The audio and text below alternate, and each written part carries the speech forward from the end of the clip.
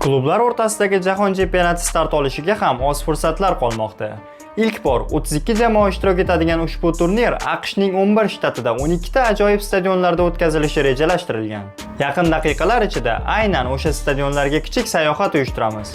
Ha aytgancha, like va obuna bo'lish tugmasini bosishni unutmang. Bu futbol faktlari, biz boshladik.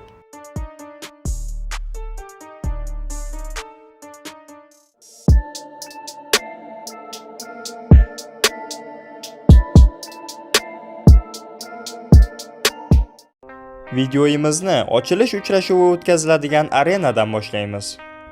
Florida shtatida Miami shahrida joylashgan Hard Rock Stadium 1987-yilning 16-avgustida qurib bitkazilgan va 65 mingdan oshiqroq tomoshabinni o'z bag'riga sig'dira oladi. Hard Rock Amerika futboli jamoasi Miami Dolphins klubiga tegishli. Turnir vaqtida FIFAning homiylik nomlariga oid siyosatiga muvofiq stadion vaqtincha Miami Stadium deb nomlanadi va unda turnirning naqd 8 ta o'yini o'tkazilishi ko'zda tutilgan. Ochilish o'yini bilan qo'shganda guruh bosqichining 6 va play-offning 2 bahsi.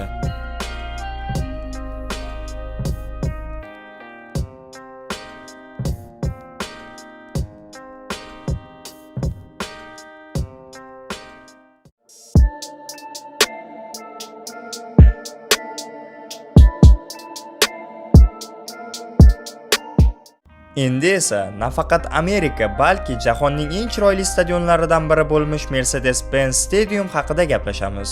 Arena Atlantada, Jorjiya shtatida 2017-yilda rasman ochilgan. Sig'imi 71 ming bo'lgan bu stadion Atlanta United va Atlanta Falcons klublarining uy arenasi hisoblanadi. Jahon chempionati vaqtida uning ham nomi oddiy Atlanta Stadiumga o'zgarar ekan. Ushbu super zamonaviy stadionda guruh bahslarining va play-off bosqichining 3 tadan, ya'ni umumiy 6 ta o'yin o'tkazilishi rejalashtirilgan. Ha aytgancha, bu arenaning birgina kamchiligi maydonga sun'iy chim yotqizilgani edi. Biroq mutasaddilar turnir oldidan zudlik bilan sun'iy qoplamani vaqtinchalik tabiiy maysaga almashtirdi.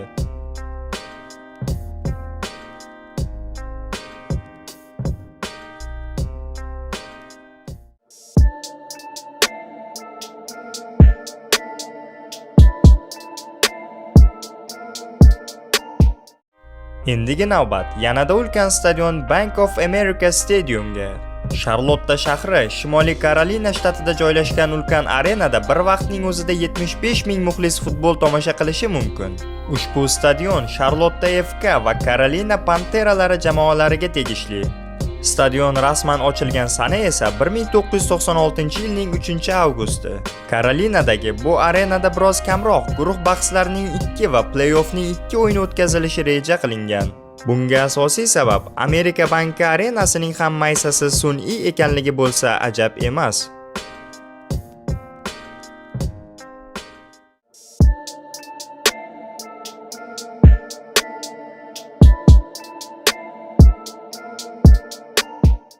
Bahaybat stadiondan biroz kichik va shinam arena tomon yo'l olamiz.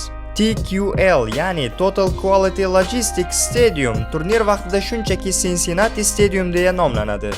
Kichikligining sababi faqatgina sokkerga ixtisoslashgan ushbu arena Cincinnati shahrida, Ohio shtatida joylashgan.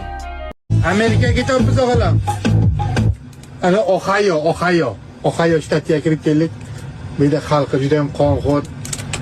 2021-yilning 16-mayida ochilish marosimi bo'lib o'tgan stadionning chimi o'tgan yili toza tabiiy maysaga o'zgartirilgan. FK Cincinnatiga tegishli 26 ming tomoshabinlik bu stadion klublar mundialining 4 o'yiniga mezbonlik qiladi va ularning barchasi guruh bahslari.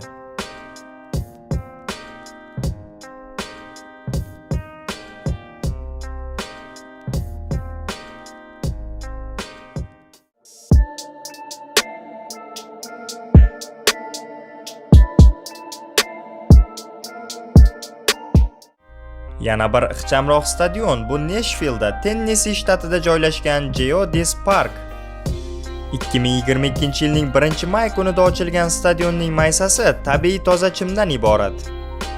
Bir faktni aytib o'taman. 30,109 muxlisga xizmat ko'rsata oladigan Geodis Park AQShda faqatgina sokkerga, bizning tilda aytganda futbolga ixtisoslashgan eng katta stadion hisoblanadi. Amerikada bizning futbol eng asosiy sport turi emasligini siz yaxshi bilasiz. Nashville SK klubining uy stadioni ham biroz kamroq, guruh bosqichining 3 bahsiga mezbonlik qilishi ko'zda tutilgan.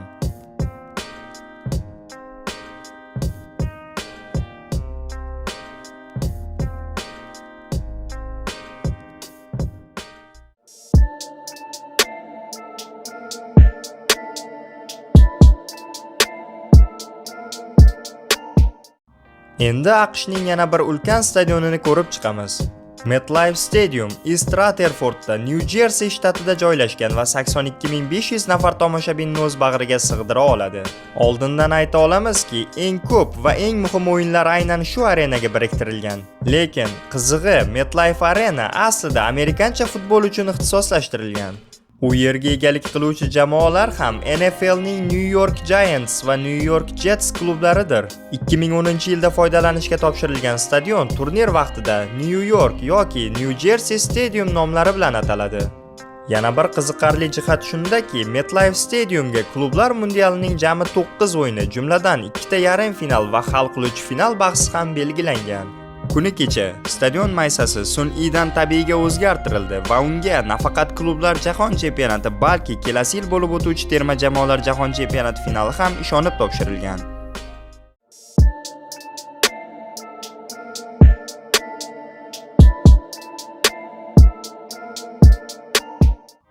Ochilishi o'tgan asrning 36-yillariga to'g'ri keluvchi Camping World Stadium bir necha bor rekonstruksiya qilingan va oxirgisi 2021-yilga to'g'ri keladi. 65,000 muxlisga mo'ljallangan arena Orlandoda, Florida shtatida joylashgan. Sun'iy qoplamali ushbu stadion amerikancha futbolning kollejlar ligasida ishtirok etuvchi Citrus Bowl va Pop-Tarts Bowl jamoalariga tegishli. Turnir davomida guruh bosqichining 2 hamda play-off bosqichining 2 o'yini aynan Camping World Stadiumda o'tishi kerak.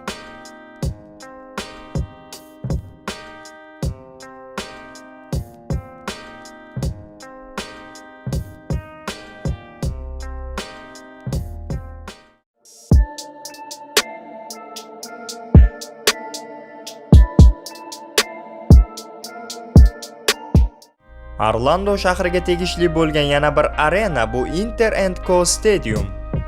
Stadion kichikroq, 25,000 muxlisga mo'ljallangan. Buning sababi esa uning faqatgina sokkerga ixtisoslashganida. 2017-yilda ochilish marosimi bo'lib o'tgan stadionda Orlando City o'z uy uchrashuvlarini o'tkazadi. To'liq tabiiy maysali stadion klublar mundialida eng kam o'yinga mezbonlik qiladi. Bor yo'g'i 2 ta.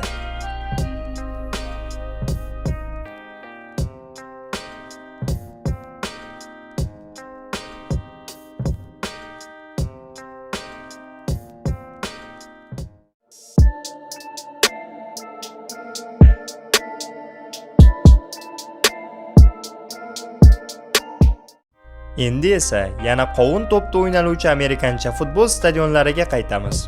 Filadelfiyada, Pensilvaniya shtatida joylashgan Lincoln Financial Field 69,000 kishiga mo'ljallangan. Turnir vaqtida sun'iy qoplamadan tabiiy maysaga o'tayotgan bu stadion filadelfiyalik burgutlarga tegishli. Turnir vaqtida bu stadionni shunchaki Philadelphia Stadium deya nomlashsa hayron bo'lib o'tirmang. Sababini esa videoyimiz avvalida tushuntirib ketdim. 2003-yil 3-avgustda foydalanishga topshirilgan arena 2014-yilda rekonstruksiyadan chiqqan. Turnir vaqti Lincoln Financial Field 8 ta uchrashuvga mezbonlik qiladi. Ularning 6 tasi guruh bahslari, qolgan 2 tasi esa play-off.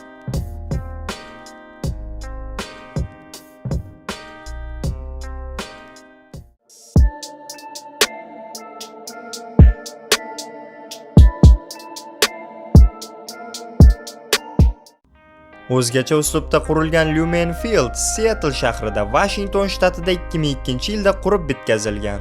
Stadion 69,000 o'ringa ega va Seattle Seahawks hamda Seattle Sounders klublariga tegishli. Turnir vaqti Seattle Stadium deb nomlanadigan stadion sezib turganingizdek sun'iy maysaga ega.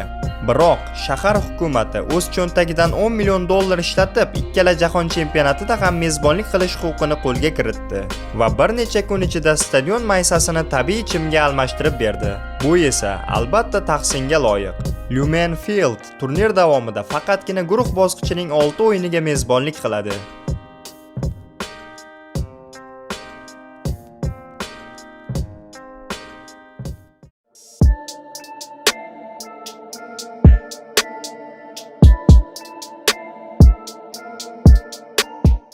Endi esa klublar o'rtasidagi jahon chempionati uchun tanlangan eng kichik stadion haqida gaplashamiz. 20 ming o'rinlik Audi Field AQSh poytaxti Washington shahrida joylashgan. Shu joyida tushuntirish berib o'tsam, AQShda ikkita Washington bor, biri shtat, yana biri esa shahar. Oddiy Washington yozilsa bilingki, bu Washington shtati. Agar Washington DC yozilgan bo'lsa, bu shahar, ya'ni District of Columbia, Columbia okrugi. Aynan Washington DC AQShning poytaxti hisoblanadi. Mavzuga qaytsak, 2018-yilning 9-iyulida foydalanishga topshirilgan stadion to'liq tabiiy maysali bo'lib, DC United va DC Defenders jamoalarining uy arenasi hisoblanadi. Klublar mundialida FIFA tomonidan guruh bosqichining aynan 3 o'yini Audi Fieldga ishonib topshirilgan.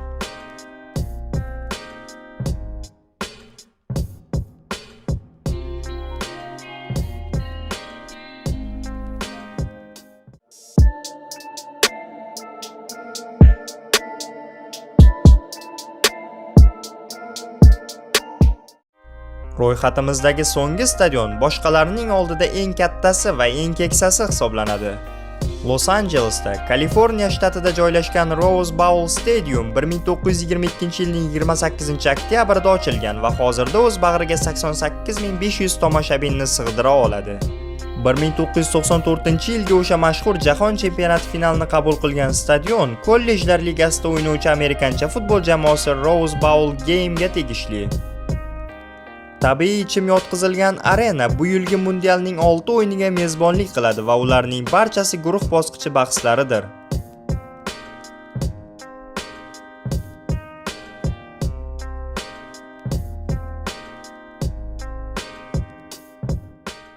Bugun sizlarga maksimal tarzda qisqa, aniq va foydali ma'lumotlar berishga harakat qildik. Agar sizga video yoqqan bo'lsa, o'zingiz bilgan holda insof bilan mana shu ishlarni bajarib qo'yarsiz degan umiddamiz. Sizlar bilan yaqin daqiqalar ichida futbol faktlari va Rustam Arsonov bo'ldi. Keyingi sonlarda uchrashguncha o'zingizni asrang.